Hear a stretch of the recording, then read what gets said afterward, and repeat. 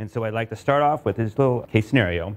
So I have a 7-year-old male that presents to the emergency department, this one-day history of vomiting and just not feeling well. Current vitals are up there. Normal temperature, a little bit tachycardic, a little bit tachypnic, a little bit hypotensive with a blood pressure of 90/65. When you look at him, he is a little lethargic, but he's able to answer questions. He knows where he is. And then on further examination, you notice that he has kind of like a fruity odor to his breath. He has dry mucous membranes, but otherwise his examination is relatively normal. We can get some past medical history.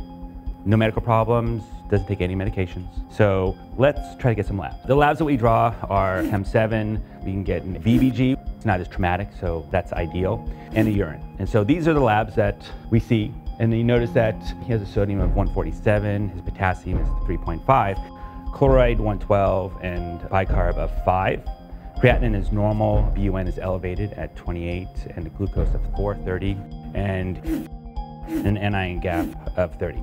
He is anion gap metabolic acidosis, and there are many things that can cause that. In this case, it looks like it's DKA. And so also you can see the urine shows 4+ glucose in addition to having ketones. So there are 4 things that really define DKA.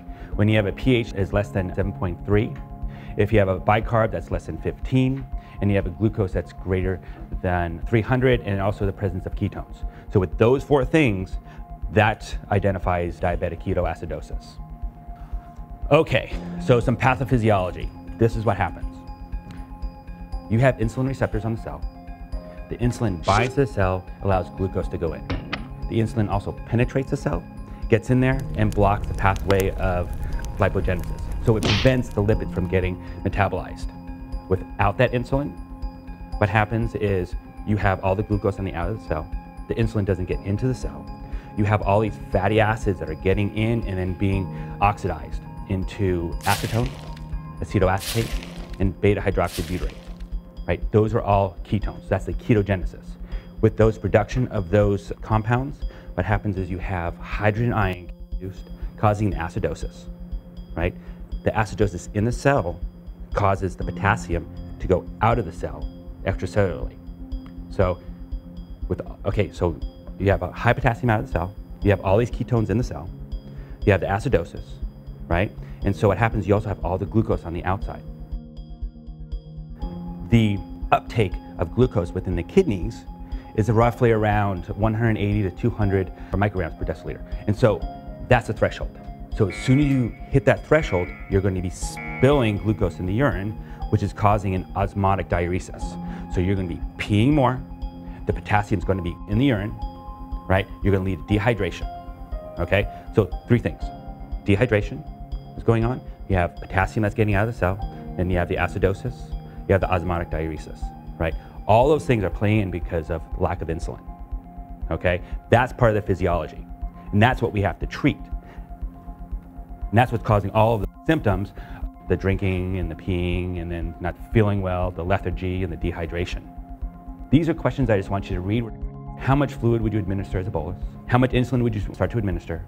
And then what type of IV fluids you want to start and at what rate. So let's try with just giving fluids first. The dose to bolus children is 20 milliliters per kilogram, one-time bolus. Typically, that bolus will increase the hemodynamics. If the hemodynamics don't improve, then you do a second bolus. What we don't want to do is do an aggressive hydration in kids. So after the initial bolus, what we're going to do is we're going to start a maintenance of 1/2 normal saline.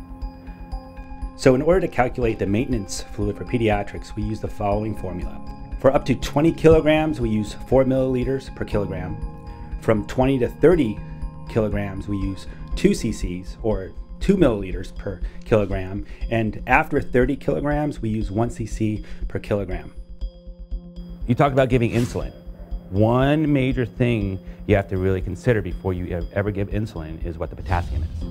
Because they're already depleted. The potassium on our Chem7 earlier, I think it was 3.5. So with 3.5, you already have all the potassium that's been shipped out of the cell. Typically, if all the potassium is shipped out of the cell, you expect like a hyperkalemia, like 5 or 6. But now he's at 3.5, so he's been wasting. So if you were to give insulin now, what would happen is insulin has the effect of shifting the potassium back into the cells. He'll become hypokalemic and he'll go into ventricular tachycardia and he can die. That is very key for people to look out for, is the potassium.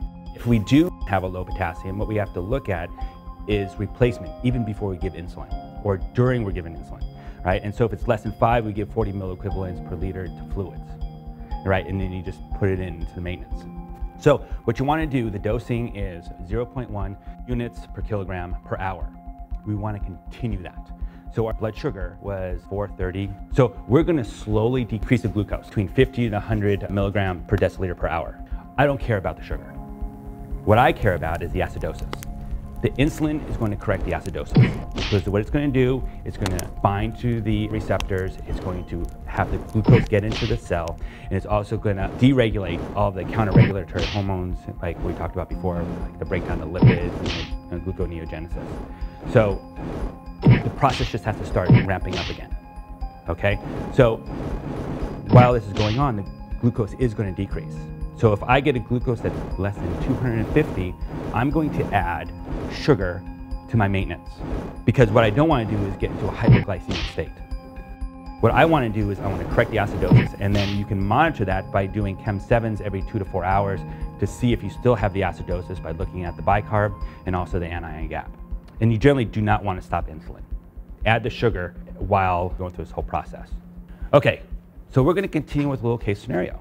So over the last hour, your patient starts complaining of headache.